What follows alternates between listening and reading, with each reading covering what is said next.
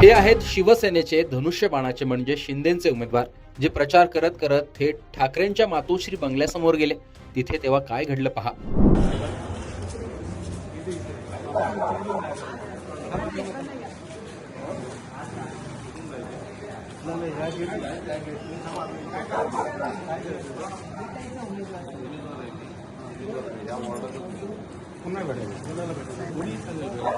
आमचं मतदार कोणाला एकाला भेटलं तरी चालेल.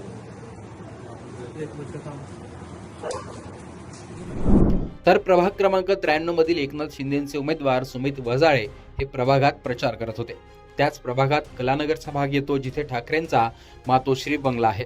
तिथेच प्रचार करताना सुमित वजाळे हे उद्धव ठाकरेंच्या घराबाहेर गेले.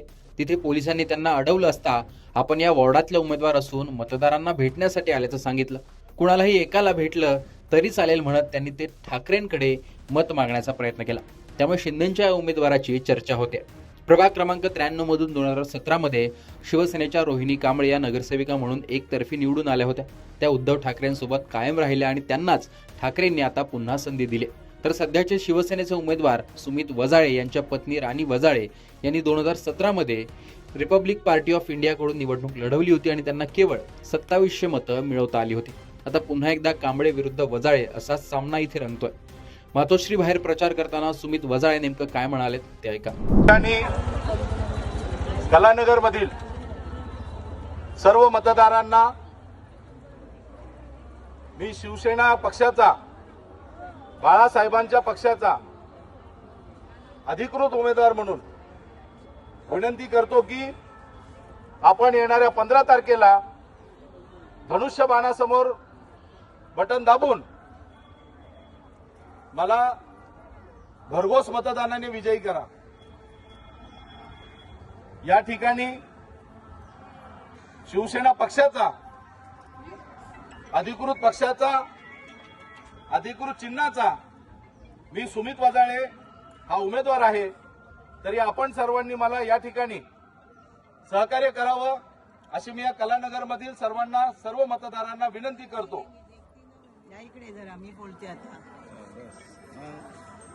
हॅलो कलानगर मधील माझ्या स्वतः मतदार बंधू आणि भगिनींनो, लक्षात ठेवा, येणाऱ्या 15 तारखेला आपल्या बाळासाहेबांचं धनुष्यबाण याला आपण निवडून द्यायचंय. आम्ही चोर नाही आहोत साहेब, आम्ही तुमचे शिवसैनिक आहोत. आज तुम्ही आम्हाला खूप खूप खूप खूप मोठा आशीर्वाद दिलेला आहे, पण आम्ही चोर नाही, आम्ही तुमचे शिवसैनिक आहोत साहेब. आम्ही तुमचे शिवसैनिक आहोत, आम्ही बाळासाहेबांचे शिवसैनिक आहोत. आज आम्हाला फार मोठा आमचा अपमान झाल्यासारखा वाटतोय.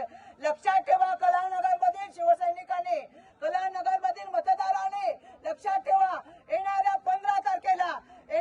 15 तारखेला धनुष्यबाणावर शिक्कामोर्तब करून परिवर्तन घडवा.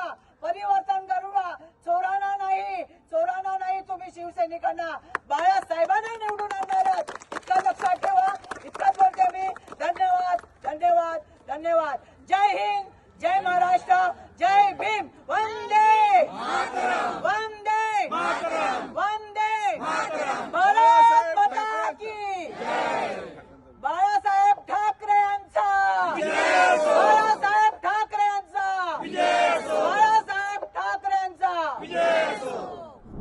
तर अशा प्रकारे कलानगरमधील ही लढत चर्चेत आली आहे. मात्र थेट शिंदेचा उमेदवार असा ठाकरेंच्या घरासमोर गेल्याने याची मात्र वेगळी चर्चा रंगली.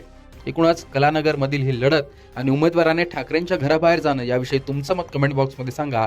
लोकमतचं YouTube चॅनल सबस्क्राईब केलं नसेल तर आठवणीने सबस्क्राईब देखील करा.